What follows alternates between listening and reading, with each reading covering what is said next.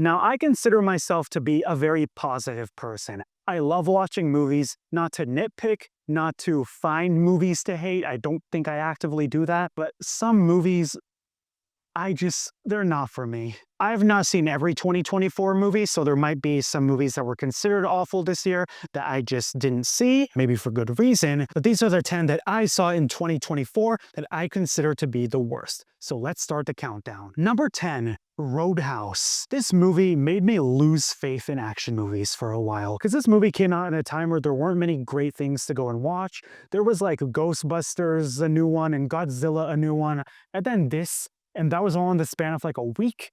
And that really made me like disillusioned with big studio action movie making for like a minute there. It feels like a film that was left behind from this Michael Bay, Peter Berg era of hyper stylized action films.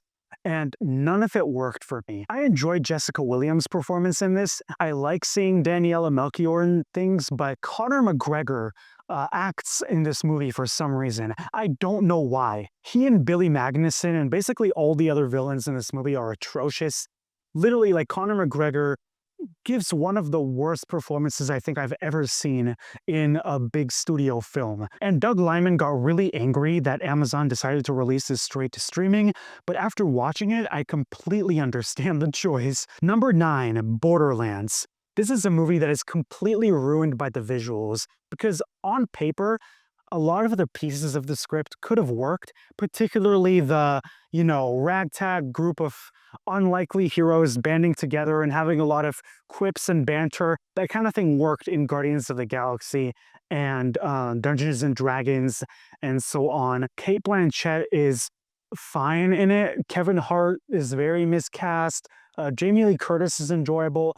Edgar Ramirez as the villain is horrible. Ariana Greenblatt is fantastic. Like she is so good that I like for a second sometimes forget that the rest of the movie around her is so bad. But particularly the visuals, the green screen and CGI that surrounds everything that's going on is so hideous to look at that I could not find myself enjoying this movie, even if the action has its laughable moments. Oh, and Jack Black as the robot gets really annoying as much as I love the guy. And the final act just like made zero sense at all. Number 8, The Watchers. This was not the best year for the Shyamalans. Let's just leave it at that. This movie in particular seems so uninterested in having anything to say. It's basically about a group of people who find themselves stuck in this shed in the middle of a forest that they seem to be held captive by these like omniscient creatures named the Watchers, who we never see, but they can like take the form of anyone. The final act in particular feels like it's giving all the least unsatisfying, least thought-provoking, least exciting answers to all the questions it raises in the start. Number 7, Kraven the Hunter. This was the nail in the coffin for the Sony Spider-Man universe. Aaron Taylor Johnson as his character could have worked, but not in this movie. The writing for the character is not very likable, and he's supposed to be like the hero here. And it's not like the Penguin, where it's like a strong journey to being a villain. Here is just like a very like empty journey. The visuals are hideous. The villain, played by Alessandro Nivola, is one of the worst I've seen ever. Christopher Abbott is completely wasted. Everything about it is just hard to make sense of, hard to try and pitch or recommend to someone else. All I can say is Ariana DeBose deserved so much better. Number 6, Rebel Moon Part 2, The Scargiver. I have for a long time felt disillusioned by Zack Snyder's directorial choices when it comes to movies, and the first Rebel Moon proved me right. The second one, I kind of just wanted to see what was going to happen, but every single choice that he makes here from a writing and especially a directing perspective felt like an insult to my intelligence. The acting is really dull, the visuals are really dry, but what particularly bothers me is a scene in which all of the characters sit down at a table and decide to each reveal their deepest, darkest secret, and they all go around in a circle telling their backstories with like flashback montages and everything. And it is the most forced way to be like, hey, we need some exposition for every single character that you just met. So let's have them sit in the table, and it just felt like the movie was like telling us its screenwriting strategy, and it was hard to watch. Number 5, Atlas. I regret watching this movie so much. I wasted my time with it. I don't even know what I was doing here. Jennifer Lopez plays a woman named Atlas in this movie who gets stranded on like a snow planet in like a big sort of robot suit, kind of like what Stephen Lang is using in the first Avatar movie. And she starts off hating AI, and then she has to learn to trust AI to fight an even worse AI that's threatening all of humanity. And Simu Liu plays the villain here, and I love the guy, but what was he doing in this movie? He was horrible. And Sterling K. Brown, I love the guy, but he's really wasted here. And a recurring trend here, terrible CGI, terrible villain, terrible final act. That all applies here in Atlas. Number 4, Lift. This is a heist movie that's set on a plane, sort of, with Kevin Hart and Gugu Mbatha Raw. And yeah, I don't even want to get into this one.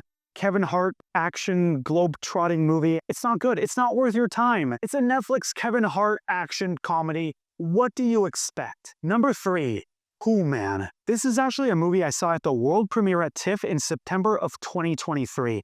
There were multiple walkouts.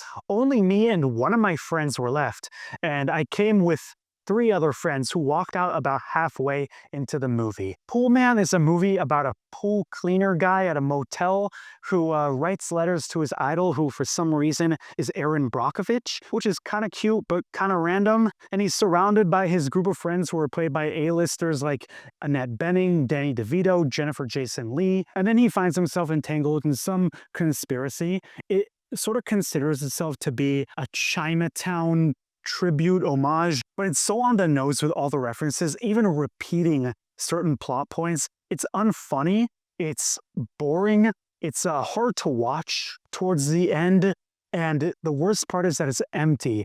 It makes a lot of big statements about what it thinks it's about, when really it's just impossible to make sense of. This is an hour and 40 minutes I'll never get back. Number 2, Madam Web. The best part about the future is that it hasn't happened yet. That's an actual line from a movie that exists. We've had a lot of bad villains this year, but not quite at the level of Tahar Rahim in Madam Web. Dakota Johnson gives a performance that feels really empty and bored.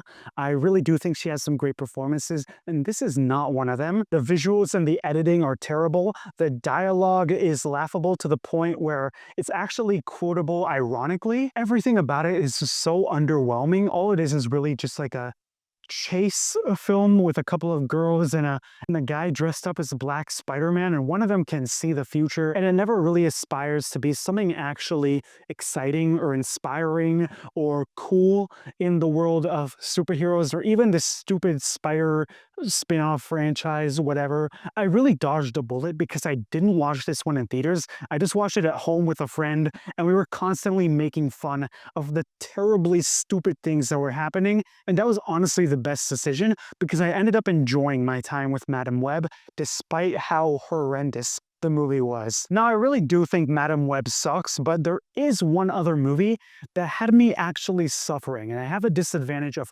watching it in a theater. And this movie, unlike Madam Web, I couldn't even enjoy ironically. I think this is maybe the worst time that I've had watching a movie in the theater, just based on the movie itself, not based on like the experience or anything. And that movie is Megalopolis. I really do care about movies. I really do love movies. But Megalopolis broke me. Megalopolis is somehow a movie. Megalopolis somehow exists, and Francis Ford Coppola had to sell his vineyard or whatever in California in order to finance this movie. And someone should have stopped him. Someone should have said it. Too much. Enough is enough. And I love Coppola. He has made some of the best movies. He's made such an impact on the world of film and entertainment with The Godfather and Apocalypse Now and The Conversation and The Rainmaker and all these great movies that Francis Ford Coppola has done. I thought this was at least going to be ambitious. It is. I thought it was going to be at least enjoyable. It's not. I thought it was going to be at least intriguing. It's not. Everyone feels like they're in a different movie. Adam Driver's character feels like a parody of the other characters that he's played in his career. Nathalie Emmanuel, who I normally love, seems bored out of her mind here. Shia LaBeouf is unwatchable. Jon Voight is unwatchable. Dustin Hoffman looks drunk. Lawrence Fishburne seems like he came to the History Channel shoot, but he came onto the wrong set. Aubrey Plaza's character's name is Wow Platinum.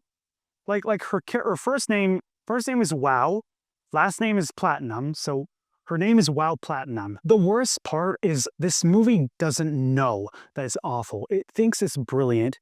Francis Ford Coppola takes this idea that he thinks like New York City and modern day metropolises that we live in are kind of like ancient Rome, but he doesn't dive deep into that. He doesn't try to show the ways that humanity has stayed the same or been greedy. And when he does, it's just too stupid to watch. The dialogue is unintelligible. I gotta tell you, the way the actors speak their lines in this movie, I usually couldn't even understand it. The visuals look like Spy Kids 3D Game Over level. The editing is headache-inducing. The movie feels like it goes on forever. It feels like one of those late-night shows took a bunch of actors, put a bunch of costumes on them, and gave them some lines to try and like parody a couple of film genres.